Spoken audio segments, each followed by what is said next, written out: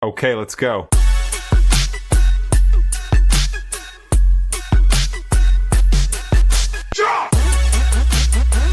Hi y'all, I'm Redheaded Neighbor and welcome today to the channel. So today everything is World Series based. Well, this would technically just be baseball themed, I guess.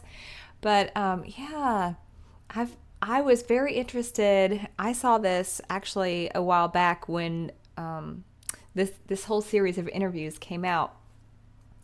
But it's been a minute since I've seen it, and I love the fact that Geddy Lee is into baseball. Like, who would have thought?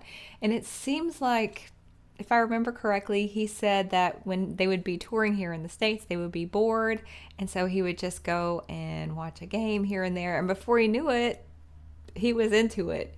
So I love seeing this type of stuff. And he's such a well-spoken and interesting man, and I respect him so much. Yeah, I'm really happy to check this out again. And if I remember, this baseball collection is like mad. It's insane. It's extensive. Yeah, well, I got a little carried away. It's my nature. I'm a bit of an obsessive, so. I would say. These are all Hall of Famers. You know what? I think those cabinets that he has, not even the baseballs, but the cabinets that he has cost more than my car. And I tried to do it for around period. Christy Matheson signed ball has to be fairly rare. It's pretty rare, yeah. I was lucky to get that one. I learned the hard way that, because I bought one many, many years ago for more money than I would admit, and it turned out to be a fake. People are such jerks doing things like that. I mean, they can kick rocks. That's awful. And of course, it just, when a collector buys something fake, they become obsessed with getting the real thing. So I didn't stop until I found it. These are all Yankees, 27 Yankees ball, and Babe Ruth, Mickey Mantle. I'm a big fan of Mickey Mantle's when he signed baseballs, and he was a little in his cups, as they say. Yeah. He would write nasty things. Well, what do you think? Best switch hitter of all time? Yeah, I mean, just incredible player. This is something a bit different. These are presidential signs. Wait. Think. I want to see that ball. Best switch hitter of all time? Yeah, I mean, just Is that Jackie Robinson? Does he have a Jackie Robinson ball? incredible player. This is something a bit different. These are presidential signed baseballs. Mm-hmm. Now, why is a Canadian collecting American presidents? I don't know. It's just a part of the study of Americana, I guess. So these are some I'm particularly proud of, because these are first pitch balls from the 1961 season, both signed by John Kennedy and Lyndon Johnson. You know, Geddy, not only have you spent a lot of time on this, but not to put too fine a point on it, you've also spent a lot of money with this. Some of these things in the collection are dear. Some of them? They're dear, yeah. But I started a long time ago. They're certainly more dear now than they were when I started. And, so it turned out to be good investments. Well, maybe. Let's hope. You know, for my kids, they're going to be hard to part with. But Oh, look at the bats in the background. Cool. Guess the kids should do well when I'm gone. Now, you mentioned that you tried to practice some. Yeah. Can you throw a pretty good changeup? I can throw a pitch. I was fortunate in, I think it was 2015, the Blue Jays asked me to throw out the home opener first pitch. And I practiced like hell, as you can imagine. And I brought my glove. Right. And I was practicing in the tunnel there before the thing. And I was doing a radio interview, TV interview beforehand. And the commentator said, "Why do you have your glove? Are you expecting a comebacker?"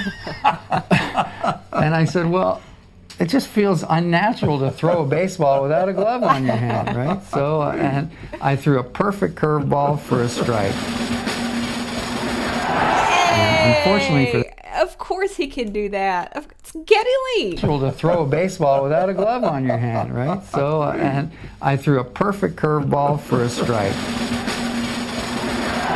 And unfortunately for that day, I think it was the only strike any Blue Jay player had thrown that day. But What's Oh, Geddy throwing a little shade out there. these are colorful balls here. these are really cool. There was a minor league umpire named George Sosnick who, in his spare time, would paint events from baseball games, and I became a real fan. And sometimes he would get an autograph, like there's Cy Young signed it, and then he would trace over it, which ruined the autograph's value, but at the same time turning it into his own piece of art. Oh, I see. Yeah. Yeah, Cy Young himself. I got pretty obsessed with them. But they're beautiful, I think. They're beautiful pieces of Americana and folk art. You know, having them displayed like that does so much for the art itself. And, you know, having at least 3 of something, you know, otherwise if you just have one, it looks kind of lonely. But look, I wonder how many more are out there, because he's got a lot of them. He's got a lot of those. I wonder how many seasons that the umpire made all of that art. Because it is, look how pretty that is all together. Oh, and then he's got the Toronto Blue Jays back there. Love it. And these are all game-used baseballs. That's from the 1993 All-Star, where I sang the national anthem that day. And so I have some souvenirs from that and some of the... Geddy, you are so awesome. We love you, sir. We love you. These are all baseballs from All-Star games. I hope there's a recording of that. I'd love to hear you sing the national anthem. You have such a distinctive voice. Well, I think it was the slowest version of the Canadian national anthem ever performed. Oh, Canada, our home and native land. My friends would tell me, Oh, I love that. Oh, look at his outfit. ever too. performed. Oh, Canada, our home and native land. My friends would tell me it felt like that went on forever, Ged. You know, it's like there was this echo in the stadium, Right. and so I had to slow it down. Otherwise, I would have been singing at a Well, tune. beautiful as it is, it's not exactly the shortest national anthem. No, it's not. With glowing hearts we see Look at the ball player in the back there. He looks bored. thee rise, the true north, strong and free. Well, shame on them. They shouldn't be bored. That's Geddy Lee. He's doing his Geddy Lee thing. Oh man. I love that. So, years ago, I was at a farm league game, and my nephews were all really small, and so it was just like a family trip. And we got tickets where we were pretty close to the field. Oh, it was so funny. The people behind us, they were drunk. Like, they were so drunk, and they had been so obnoxious all night long. And the kids were turning around and looking at them, and we're like, just ignore them, you know. And so we were watching the game. Well, the guy hit the ball, and it was flying up in the air, and we're watching, and we see both of these players from the other team seeing the ball come. And I'm telling you guys, this was like something out of a movie.